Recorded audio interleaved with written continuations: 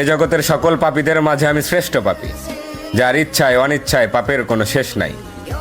জেনা থেকে শুরু করে কবিরা অবধি সকল পাপ যেন আমার চেনা সঙ্গী।